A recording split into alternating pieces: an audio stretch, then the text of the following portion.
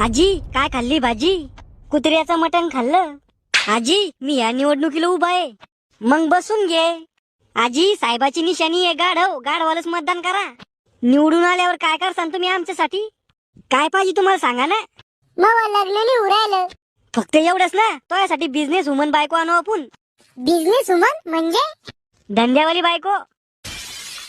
आजी मी माणूस लय न्यारा आहे. मी आजचं नाही सोचत, मी येणाऱ्या 100 वर्षाचं सोचतो. त्यात लढतो मावा रामनाम सत्य होतो. मी नाही देत तुला मतदान.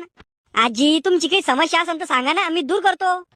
मला रातची झोप येत नाही, दिवसात चित लागत नाही, मला भूक लागत नाही, मला ताण लागत नाही.